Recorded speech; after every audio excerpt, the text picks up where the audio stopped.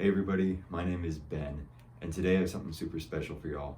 I have the iPhone 6, and I spent 3 or 4 days with my SIM card in this phone just to see how it is to use in 2023.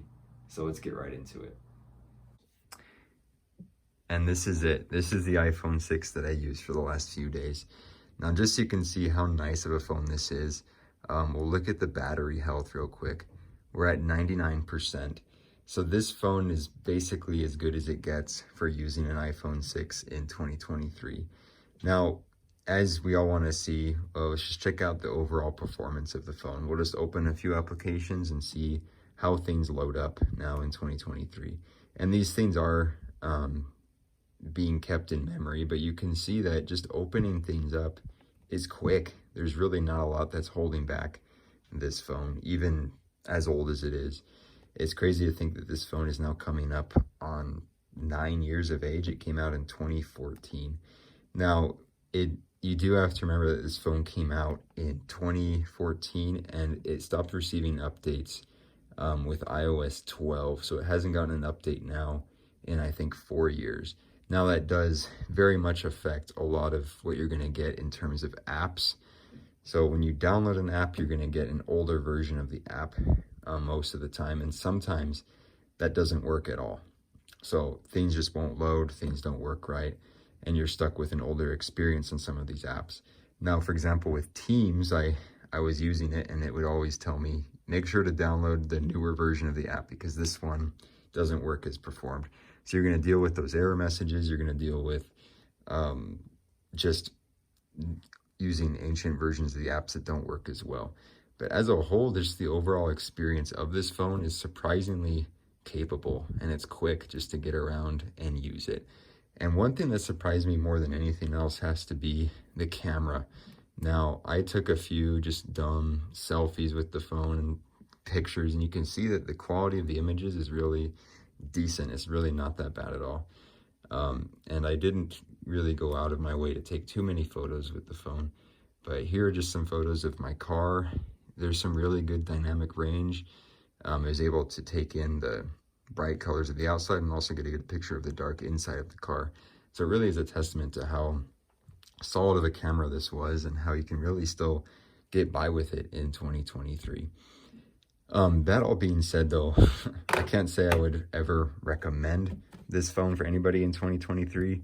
At all costs, try to get a newer iPhone SE, particularly the 2020. This one is super cheap now to get. I see them for as low as $110, $120 for an unlocked model.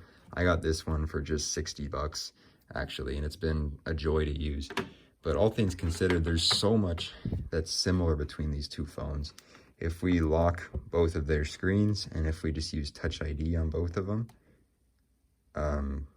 I didn't do that fairly because I clicked the button on one and didn't click it on the other, but let's just use Touch ID and click, and they both went right in.